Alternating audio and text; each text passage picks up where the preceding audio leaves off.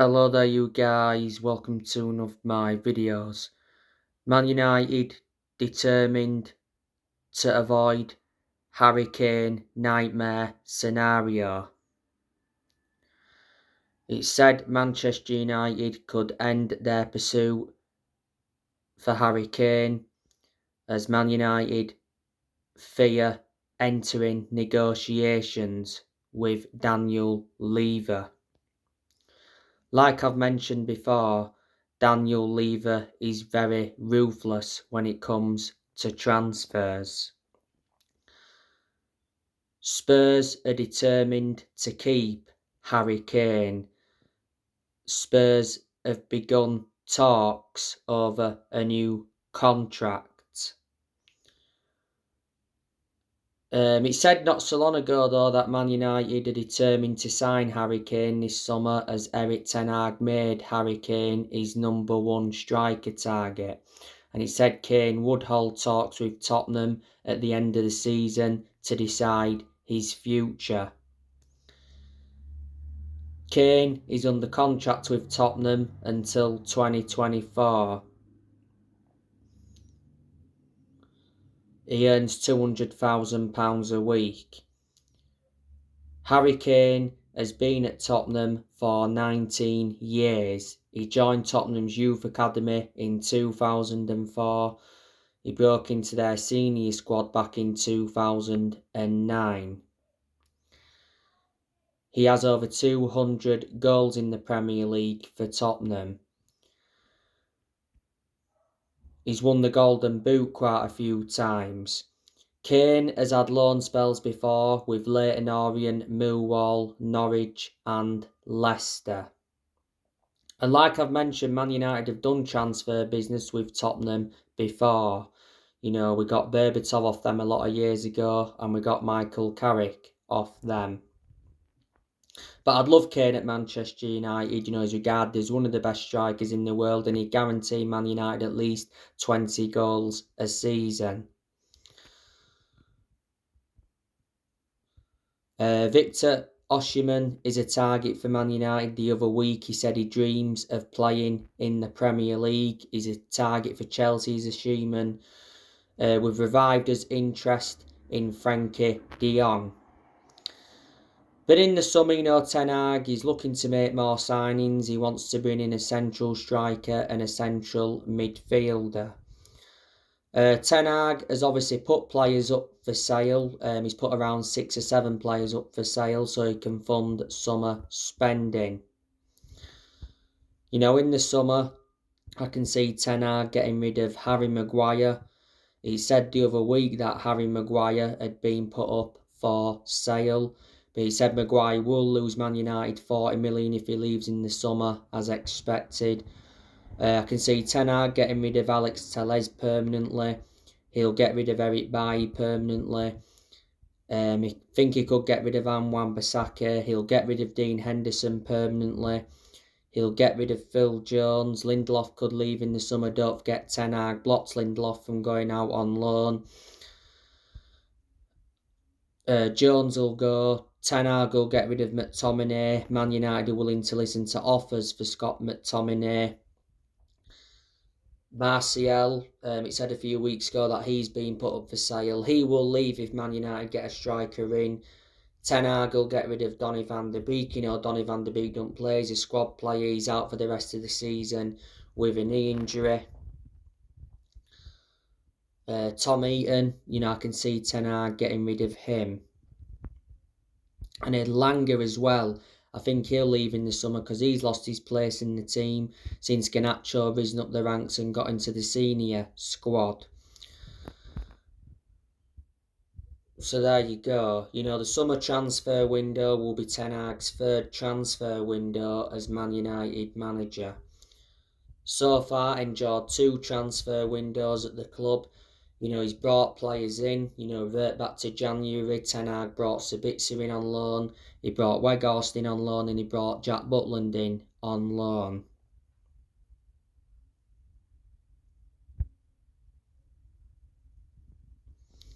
Unfortunately, didn't make a permanent signing in January.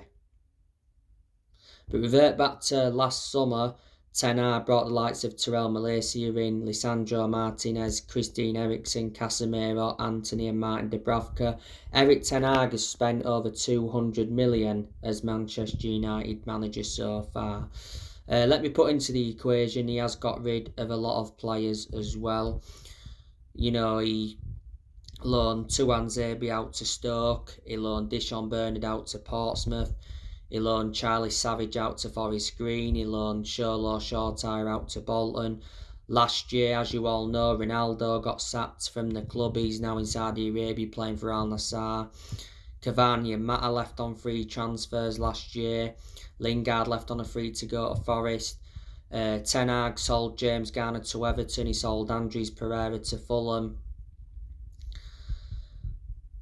He loaned Ethan Laird out to QPR. He loaned Hannibal Mejbra out to Birmingham. He loaned Amad Diallo Traore out to Sunderland. He loaned Tellez out to Sevilla. He loaned Eric Bailly out to Marseille. He loaned Dean Henderson out to Nottingham Forest. He let Pogba and Matic leave on free transfers. Pogba went back to Juventus and Matic went to Roma. You know, he let Lee Grant go. So they're a lot of the players that Erik Ten Hag has let go.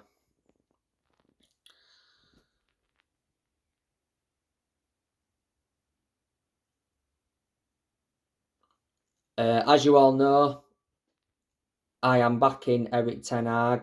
He is the right manager for Manchester United. You know, you can see the progress he's made this season. You know, he's won us the Carabao Cup. That was his first trophy as Man United manager. And it was our first trophy in 6 years. He's more or less got us to the last state of the Europa League.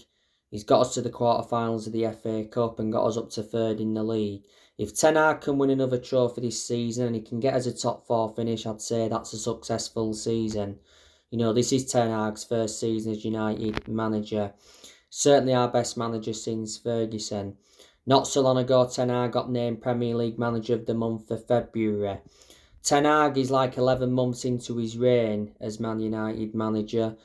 He is under contract with the club until 2025. Ten Hag was the one that replaced Ralph Rangnick. Don't forget, Ten Hag recommended Mitchell van der Gag and Steve McLaren in. Even when we've had the setbacks under Ten Hag, I've not criticised him because we've bounced back well from them setbacks. You know, there again though, Man United are winless in the last 2 league games. So it's very important we get back to winning ways in the league as soon as possible.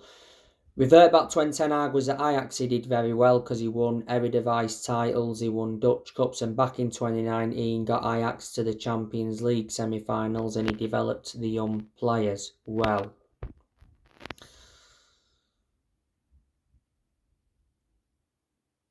You obviously know the news regarding the Glazers. He said Glazers put Sale back to the summer. The club was aimed to be sold by April, but now we'll probably have to wait until the summer. The Glazers are desperate to sell Man United. They are demanding $6 billion. You know, in November last year, the Glazers announced that the club was up for sale, and since then, Man United have had a lot of interest. You know, Sir Jim Ratcliffe's been interested in buying the club.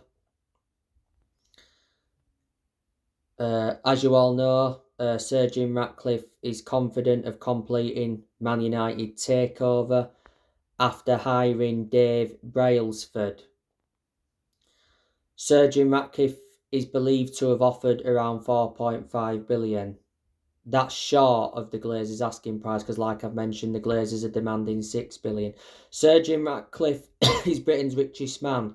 He's the chairman of Ineos. You know, the Qataris have been interested in buying Man United. The Saudi Arabians have been interested. But the Glazers, you know, we have got to get them out of the club because they've been a massive issue at the club for such a long time. And that explains why for such a long time United fans have been protesting against the Glazers. The Glazers have owned Man United for 18 years. They purchased the club for around 790 million back in 2005.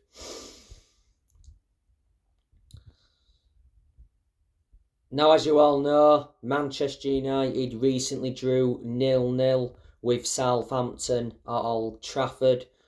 It was a disappointing result. You know, Man United dropped 2 points. Like I've mentioned, we're now winless in our last 2 league games. It was an end-to-end game. You know, both teams had their opportunities. You know, the biggest talking point of the game was Casemiro's red card. After the game, Eric Ten Hag hit out at inconsistent referees after Casemiro sees red. To be honest with you, the red card was harsh. You know, it was Casemiro's second red of the season, so now he will serve a 4-game ban. Revert back to February, Casemiro served a 3-match ban. Like I mentioned yesterday, Manchester United have decided not to appeal against the red card shown to Casemiro. And Garnacho, of course, went off injured against Southampton. He left Old Trafford on crutches. I'm hearing that it's a bad injury that Garnacho has got. Obviously, we've got other players out. You know, Eriksen's still injured. Lindelof's got a fever now. Van der Beek's out for the rest of the season. Martial was injured, but he recently returned to training. You know, Man United's next game is Real Betis in the Europa League round of 16, second leg. You know, Man United are more or less into last 8. You know, Man United are 4-1 up from the first leg. So anyway, guys, on my next video, I'll be giving you a preview for the game. Drop your comments, likes below on the channel if you do. Consider subscribe as always, and take care. God bless.